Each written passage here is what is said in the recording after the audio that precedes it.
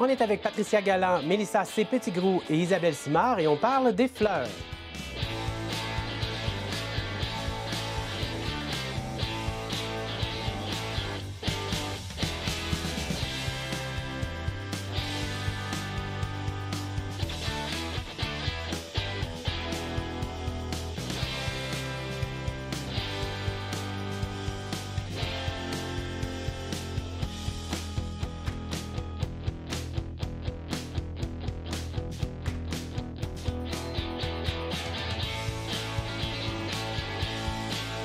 Il faut cueillir dès aujourd'hui les roses de la vie. Bienvenue à Hôtel Central.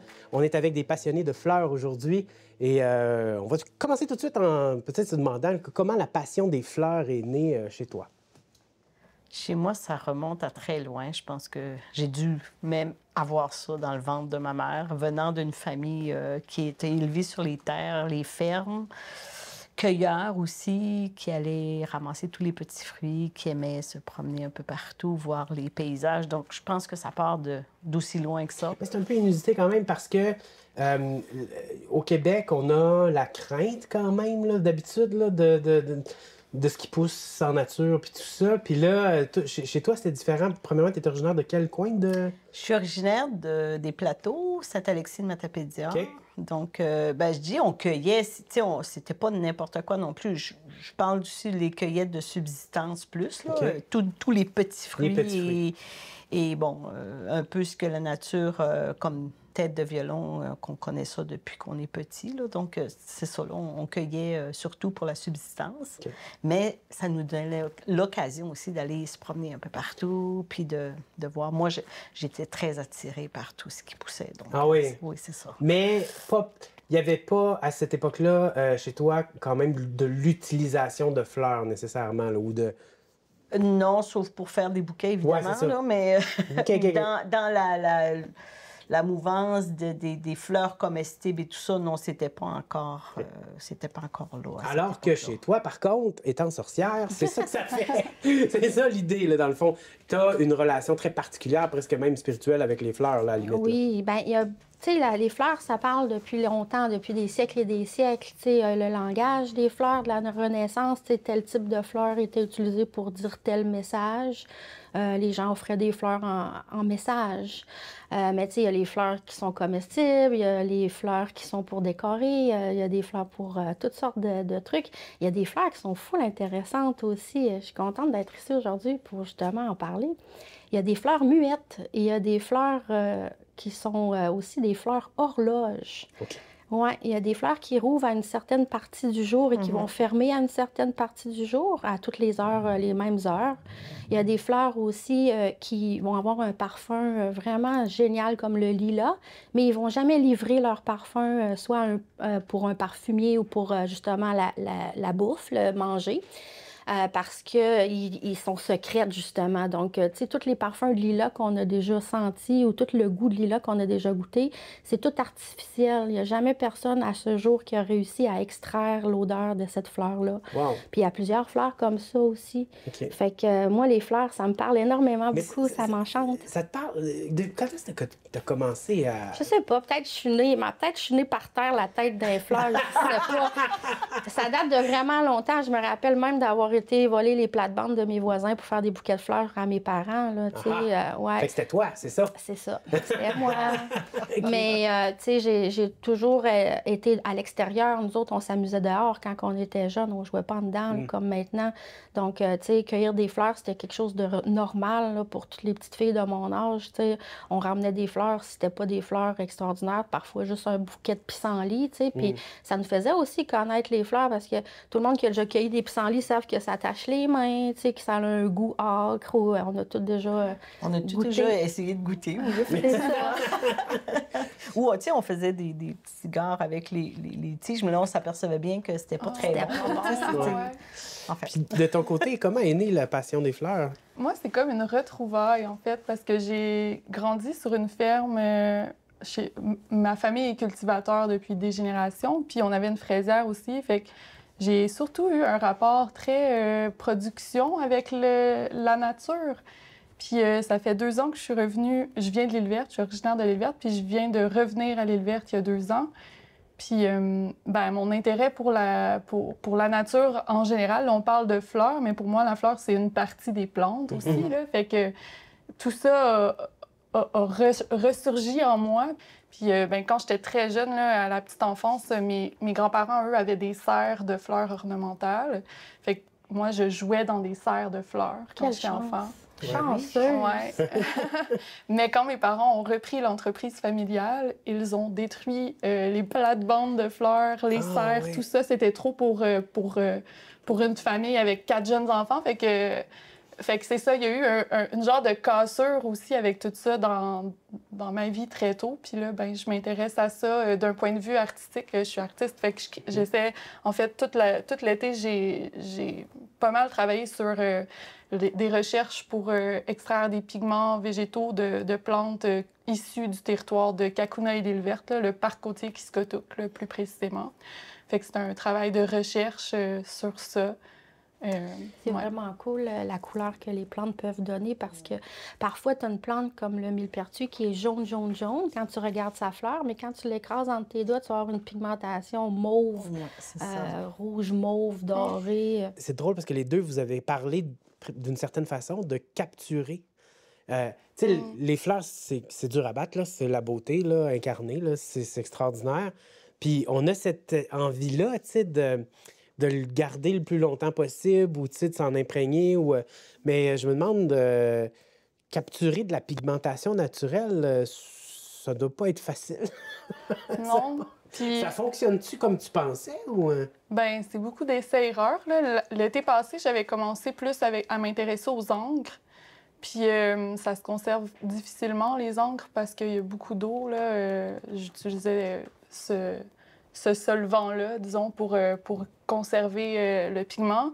Mais cette année, j'ai surtout travaillé avec la laque.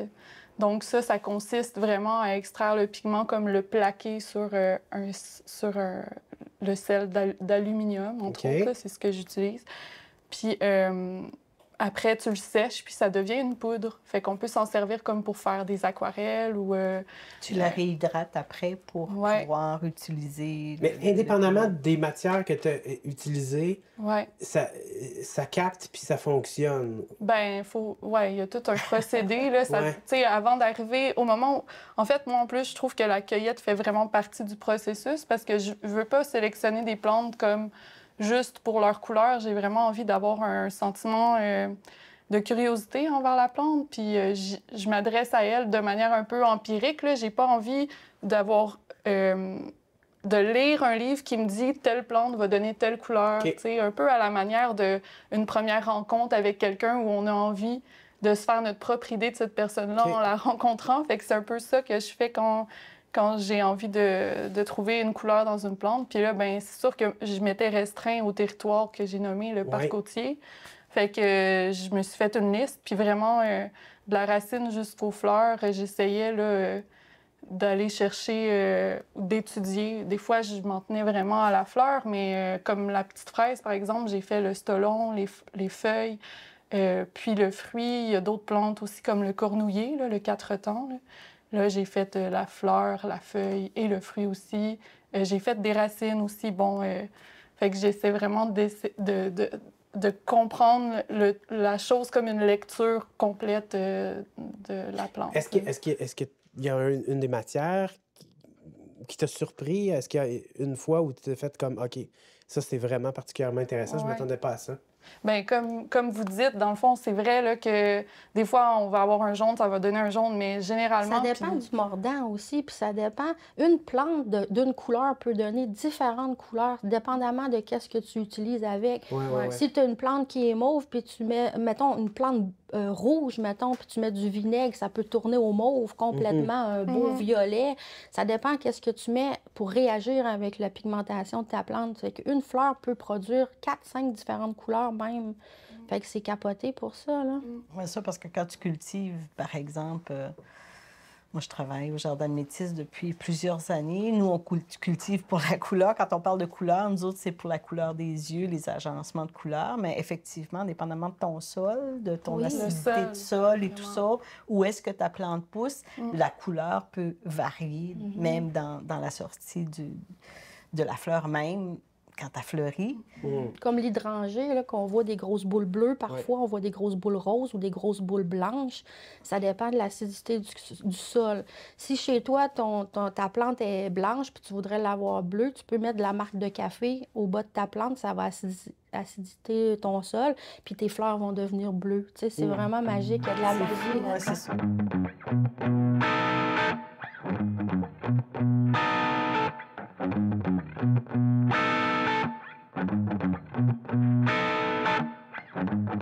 Les fleurs. Ça, c'est le fun à donner. À recevoir, je sais pas, là. J'ai pas d'expérience de la réception. Je peux bien imaginer qu'on a du plaisir à en recevoir. Parce que oui, j'en ai donné multiples reprises. Mais jamais j'ai eu le geste en retour. Mais c'est correct, là, dans le sens où je suis pas fâché de ça. Faut que tu te contentes de l'action de donner. Souvent. Parce qu'il y a tellement de plaisir à donner, parce que t'es comme, tiens, je te donne. Et là, toi, ça te remplit. Puis j'imagine que de recevoir, c'est similaire. Mettons, là, je pense à la personne à qui j'ai donné beaucoup de fleurs, qui m'en a pas donné en retour, puis c'est chill, là. Si je m'imagine le scénario de elle qui me donne des fleurs, ça, c'est le fun, là. Non seulement ça serait comme enfin, puis aussi on dirait que je le sentirais là, quasiment 1000 fois plus que donner. T'sais? C'est le fun de donner, oui. Mais c'est le fun de recevoir. Moi, comme je dis souvent, c'est simple donner. Même quand tu sens que comme j'ai beaucoup reçu, j'ai pas donné encore, il est quasiment trop. Non, il est jamais trop tard. Moi, c'est ça que je pense. Ça peut être des pissants. Juste l'action de donner, c'est simple, puis ça serait le fun de recevoir, mais je m'en fous, là, tu sais. Juste pour dire que je serais dû. Les jardins de métis, on va le dire, là, hein, c'est quand même le plus beau trésor du Québec. Là. C'est dur à battre, encore une fois. Ouais. On parlait de la beauté des fleurs, mais là, c'est l'endroit. Il faut absolument faire ce pèlerinage-là pour voir... Ouais.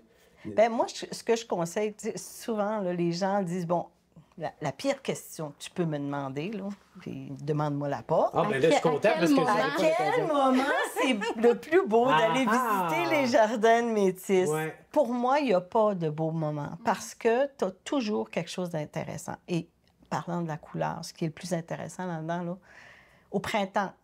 T'sais, au printemps, c'est sûr que la quantité de fleurs est plus limitée. On commence la saison. Donc, mais les gens sont dans le jardin. Puis là, des fois, le commentaire, c'est « Oh mon Dieu, il n'y a pas beaucoup de couleurs. » Mais les teintes Là, de vert. c'est ça. Là, je demande aux gens, est-ce que le vert est une couleur? Là, les gens me répondent oui.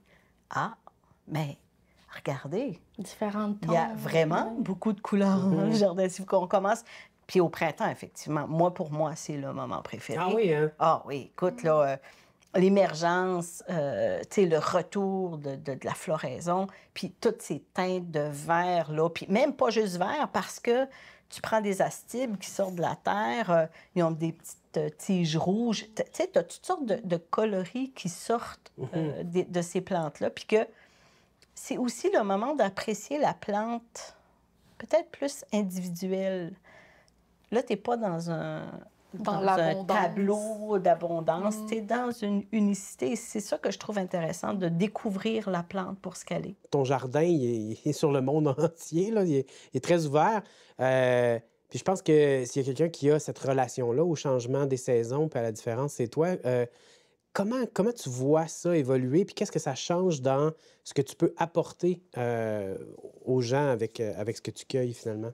De la voir comment elle interagit avec les saisons, avec le temps, justement, c'est de voir le cycle complet de la plante, tu sais, qu'elle part d'une pousse, qu'elle va commencer par un bourgeon, ensuite elle va fleurir, faire sa fleur, son fruit, sa graine, ensuite laisser sa graine pour justement refleurir un jour en donnant un autre plan, là, tu sais. Fait que la fleur, moi, j'aime ça aussi, les observer au fil des saisons, mais j'aime ça aussi les immortaliser. parce que j'en ai besoin pour mon travail, puis j'aime conserver les couleurs aussi des fleurs. Quand on était jeune, tout le monde a eu des fleurs séchées dans le dictionnaire, dans le gros dictionnaire ou l'annuaire téléphonique. Tu sais, c'était le fun. Dans ce temps-là, on mettait nos fleurs, on aplatissait ça avec quelque chose de lourd. Alors, pour les jeunes, un dictionnaire, OK? Je fais... L'ancien Google. En deux cellulaires, maintenant, ça marche. Oui, c'est en 2 cellulaires, oui, en 2 tablettes. Ouais. Ça fonctionne pas. Mais, tu sais, la plante aussi, elle va se changer de forme au fil du temps qu'elle va grandir, elle va s'épanouir. Puis, tu sais, la beauté d'une fleur, c'est éphémère. On considère la fleur comme la beauté, puis la beauté aussi, c'est quelque chose d'éphémère dans la vie. Fait que je pense que, tu sais, on dit prendre le temps de sentir les fleurs, prendre le temps d'observer les fleurs. Bien, c'est prendre le temps de voir toute une beauté qui peut se faire très rapidement dans une saison, puis repartir, puis régénérer encore au fil des saisons. Moi, les fleurs, je les adore, j'adore. J'ai toujours un bouquet chez moi, toujours, même en hiver. De fleurs, non, là, je vais me cueillir des branches de conifères avec des cocottes qui peuvent faire comme des fleurs, en fait. Oui, oui, oui. Les fleurs de mélaille, ça ressemble à des petites roses, tu sais, des petites cocottes. Ouais, puis, ouais. fait que moi, je trouve ça vraiment important d'emmener de la nature à la maison. Tu sais, une petite fleur, même si c'est du trèfle, faire un beau bouquet avec du trèfle, le mettre dans la maison, l'observer aussi. Puis, tu sais, prendre le temps aussi de la sentir parce que avant les gens, ils sentaient les fleurs, mais maintenant, ils les sentent plus, les fleurs. Ils les regardent, ils les posent avec le cellulaire. Mais approche-toi assez près d'une petite fleur. Des fois, ça va te surprendre son odeur.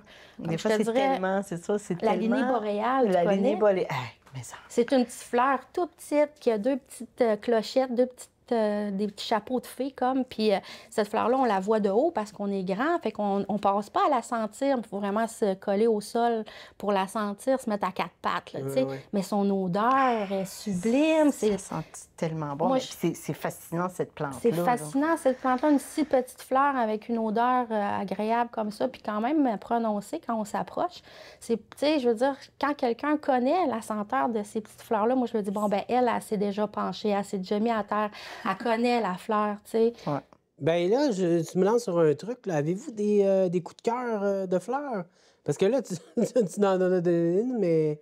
Un coup de cœur de fleurs, j'en ai beaucoup. C'est ça, toi, ça doit être terrible, là, cette question-là. J'en ai beaucoup. Mais je disais que j'ai toujours eu un penchant beaucoup pour l'encolie. OK? Explique parce que là... L'encolie, c'est une fleur avec vraiment des grands éperons, tu sais, qui a une forme particulière, joyeuse. C'est ça. Quelle couleur, généralement? Ben, elle peut être diverses couleurs. Puis souvent, c'est ça, c'est qu'elle a souvent 2 teintes. L'encolie du Canada, par exemple, est rouge et jaune. Puis tu as des encolies blanches et mauves, bleues et, bleues et blanches. Tu as les encolies sauvages qui sont plus mauves. Puis de ton côté, y en a-tu un autre? Ou Bien, c'est sûr que la rose, c'est un classique. Mais toi, dans ta tête, t'as la rose sauvage, par contre. Ah oui, mais il y a plein de sortes de roses sauvages aussi, hein, pas seulement une. Mais tu sais, l'odeur de la rose, des belles roses cultivées, souvent, ils vont pas sentir comme les roses sauvages. Il y a une odeur différente. Mais moi, cette année, j'ai une fleur en particulier que j'ai appréciée, c'est le trèfle bâtard. Le trèfle bicolore, le trèfle qui est ni rouge, ni mauve, ni blanc, mais qui a plusieurs couleurs, qui a une genre de teinte rosée et blanche. Ce trèfle-là, quand tu le cueilles au soleil, tu le sens, ça sent vraiment le raisin. Ça sent le raisin, mais pas le raisin bio, là, le raisin cheap des popsicles au raisin. C'est excellent, ça. Oui, ça sent la gomme bazooka au raisin. C'est extraordinaire. Justement, j'ai sorti un livre cette année, puis j'ai donné une de mes recettes chouchou avec ce trèfle-là, qui est un blanc mangé, un genre de pudding blanc au trèfle bâtard qui goûte magique, ça goûte le raisin là, de nos enfances, là, des saveurs de nos enfances. Fait que cette petite fleur-là aussi est boudée, est piétinée. On la retrouve partout, sur tous les terrains de tout le monde. C'est une fleur qui est une mauvaise herbe, en fait. Oui. Puis de ton côté, y avait-tu une fleur qui était significative pour toi? Ben, j'aurais aussi répondu l'églantier, la rose sauvage, parce que c'est une odeur qui me... C'est vraiment complexe et à la fois, on peut le manger, mais on peut en profiter... Tous les sens peuvent en profiter. Puis quand on cueille aussi, la pétale est tellement douce. C'est vraiment une expérience sensorielle complète en soi. Là. Mais en dehors de ça, il y a, je dirais peut-être, dans ce qui est vraiment ce qui m'a le plus surprise, peut-être, dans mes recherches, c'est l'iris versicolore. Notre emblème national. Ouais. Ça m'a donné des vraiment beaux verts émeraudes. Puis c'est une fleur qui est plus violet, Ouais, ben jaune. oui. Là. Fait que celle-là c'est m'a vrai que vraiment surprise. C'est une des belles. Ouais. Il y en a une cool que j'ai oublié de nommer. Ouais, vas-y. La monotrope Uniflore. uniflore. Ça, là, c'est une fleur magique, sacrée, que les gens, quand ils voient ça, ils savent pas si c'est une fleur ou si c'est un champignon ou quoi. Qu'est-ce que c'est que cette fleur? C'est une fleur qui pousse en forêt. C'est une fleur qui est toute blanche parce c'est la seule fleur qui n'a pas de chlorophylle. Oui, Elle se oui, nourrit oui. pas elle n'a pas de chlorophylle. Elle se nourrit avec les champignons puis les arbres. Elle a de la symbiose. Donc, c'est une fleur vraiment étonnante. C'est une fleur Ouais, ça, c'est magique. Puis cette fleur-là, quand on la met dans l'alcool, elle donne une teinte violet psychédélique, ouais. bleutée, parfois très bleue, son oxydation, puis elle devient noire, noire, noire quand elle sèche, cette fleur-là. Fait que c'est vraiment une belle fleur de sorcière, ça. Je ne sais pas si vous avez des coups de cœur de votre côté pour comme certains goûts ou arômes de fleurs, ou en tout cas le look que ça a. Moi, je mais... dirais l'oxalide. OK. Ah oui, mais le petit côté acidué, Vraiment, là. encore une fois. Là. La Ouais. fleur jaune, tu manges de l'oxalide, la petite pétale. fleur, Ouais, la petite fleur. la petite feuille Le aussi. trèfle, le là. tartre. Ben oui, c'est ça, la feuille aussi, là, Ouais. c'est l'oxalis. Ouais. Moi, j'aime Ouais. beaucoup la gastache. Ça en est un exemple, justement, à quel point ça s'est perdu. Parce que là, on dit agastache, puis je vous jure, il y a beaucoup de monde qui n'ont qu'une idée. Ils n'ont pas d'image dans leur tête, puis c'est normal. Parce que ça fait putain partie de nos vies, mais quelle révélation, effectivement, parce que c'est une belle fleur mauve. Puis l'arôme rappelle un peu le pastis ou... La c'est réglisse ça. noire. Ouais, c'est ça. Puis bon, c'est sûr que c'est pas dans les goûts de Mais tout le monde, ça goûte sucré. Oui, ça Le goûte sucre, sucré. Ouais, ouais, sucré, c'est ça sucré. rappelle. Il y a une Ouais. qui est Tu sais, il y a des particulière, fleurs surettes, il y a des Oui. fleurs sucrées, il y a des fleurs amères, il y a des fleurs piquantes qui vont te piquer la langue, toutes sortes de Strobilante. sensations. Oui, Strobilante. exactement. OK. Il y a des Strobilante, là, c'est pas mal aux dents. Ouais. Tu fais juste croquer dans la fleur et ça va être suffisant pour toi. Là. Moi, j'ai fait le je l'ai mascara. fait goûter à quelques collègues de travail. Là. Ils ont découvert la Puis qu'est-ce strobilante. que ça fait? Ça engourdit? Ça a vraiment engourdi carrément ta... Intéressant. Oui. Mais ils s'en servaient pour ça. Dans le C'est une temps, plante il n'y avait qui- pas tout à portée de main dans les magasins comme à cette heure. Là, fait qu'il fallait qu'ils découvrent un peu qu'est-ce qui se passait autour de leur maison pour l'utiliser, justement. Ouais. C'est ça. Puis une que j'aime particulièrement, c'est la tagette. La Oui. petite tagette qui goûte l'orange, là. Ouais, Qui, ouais, ouais. qui C'est le t'ajoute temps, là. une saveur d'orange. Là. Ça fait que tu peux prendre les petits boutons, juste les boutons floraux, tu mets ça dans ta salade. Tu sais, tu La peux ajouter matricaire odorante, la petite matricaire qui goûte l'ananas, là, que tout le Oui, monde a dans oui, leurs oui. entrées. Ouais. Ouais, ça, c'est drôle parce que C'est une fleur vrai. sans pétales. C'est important ce que tu dis, les parterres des entrées de gazon, puis ça, c'est rempli d'une petite fleur jaune. Puis on dit que ça goûte l'ananas, c'est 100% vrai, mais je veux dire, ça a l'air de rien. Là, on dirait un début de pissenlit, mais ça vaut la peine de porter attention parce que c'est hyper parfumé. Cela étant dit, à la maison, on se rappellera de ne pas manger les plantes quand on ne sait pas Ah, c'est mais quoi. non, ça, c'est sûr. Parce Ça, que le c'est- datura ou la belladone ou La conite. La conite, Oui, la ouais. conite. La digitale. La digitale. Il y a plein Oui, oui, de je veux dire, fleurs c'est- poisonnes là, qui sont effectivement, toxiques graves. Là. Fait qu'on aura appris au moins aujourd'hui que les fleurs, c'est l'avenir. Merci beaucoup d'avoir participé à l'émission Hôtel Central. Merci. Santé. Santé. Santé.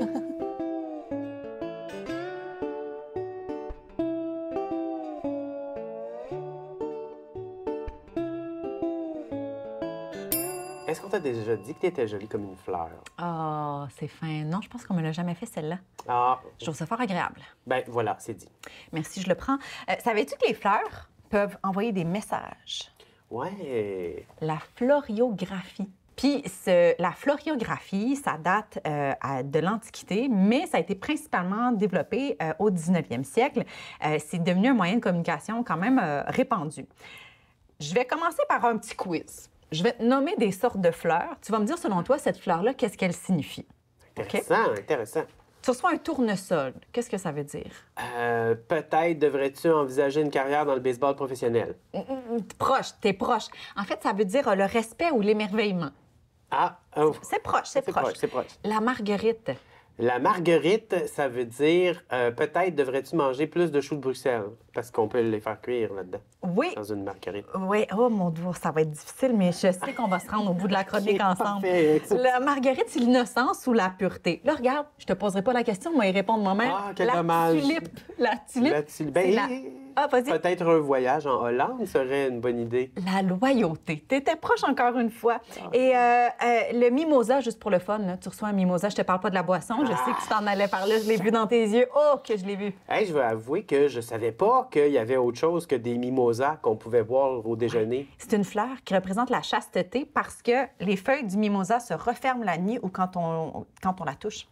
Chasteté. Si tu reçois des roses rouges, c'est la passion, c'est l'amour. Ça, je pense que c'est quand même assez répandu. Les roses blanches, ça veut surtout parler de chasteté, en fait. C'est pour ça, entre autres, que les mariés portent à leur bouquet de mariage souvent des roses blanches. C'est une façon de signifier aussi que l'union va être pour la vie. C'est ça que ça symbolise, une rose blanche. La rose noire, c'est la mort. La rose jaune, la jalousie, l'infidélité. Mais en plus des couleurs, le nombre de fleurs dans un bouquet, ça veut dire quelque chose. Le chiffre 3, mettons que tu reçois un bouquet avec 3 fleurs seulement, c'est pas que la personne est cheap. C'est que 3, ça indique peut-être une vie à 3. Et si c'est 3 roses, c'est une demande d'enfant dans un couple. Ah oui, hein? On fait attention à ça. On fait attention à ça. On fait attention à ça. Il existe une fleur immense, la plus grande fleur au monde. Elle vit aux Philippines. C'est une espèce de plante qui est très, très rare. Je vais te la montrer. Elle s'appelle le Rafflesia. Le Rafflesia. Ben oui, comme dans Mario Bros. Ça ressemble à ça. Ça ressemble à ça. Ça ressemble à ça. Puis c'est drôle que tu ailles là parce que c'est aussi une fleur qui a inspiré un Pokémon qu'on appelle le Rafflesia aussi. Le Rafflesia. C'est fou pareil. C'est une fleur, mettons que je reviens à l'original, c'est une fleur qui peut mesurer jusqu'à 1,5 mètres de large. Elle pèse jusqu'à 10 kilos. Hey, c'est lourd en sapristi. C'est une plante, comme je mentionnais, qui a inspiré la culture pop. Elle ressemble aussi, cette fleur-là, je sais pas si ça dit quelque chose, la série Stranger Things. Oui, Le Démogorgon. Totalement Démogorgon, absolument. C'est fou pareil qu'on part de quelque chose de quand même cute, c'est une fleur pour créer des monstres.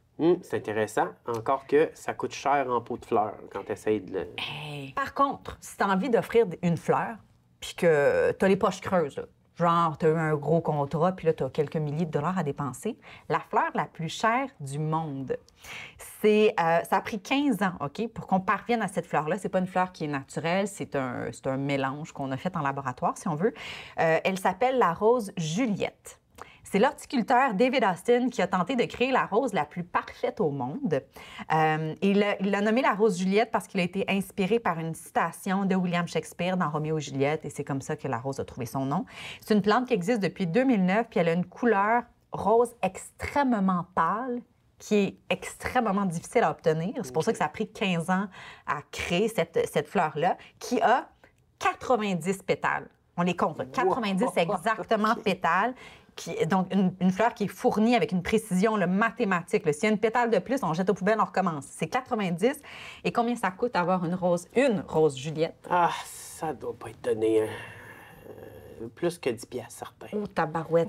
Je te dirais 10 exposants 1 million, 15 millions. 15 millions. 15 millions pour une fleur? Une fleur rose pâle. Mon Dieu Seigneur, je vais continuer à apprécier les roses en papier mâché que mon fils me fait. J'allais dire, je vais continuer d'apprécier les marguerites que mon fils va bomber chez le voisin pour me les apporter. Quand les enfants. Nous autres, là, un rien nous satisfait. Exactement. Et puis pour vrai, mettons, tu reçois une rose à 15 millions. Moi, je serais stressée qu'à meure. C'est trop de pression. Je sais pas qu'est-ce que je ferais avec une rose à 15 millions, ben franchement. Je demanderais aux gens de payer pour venir voir la rose chez nous. Pas fou. Très malin. Maman triche.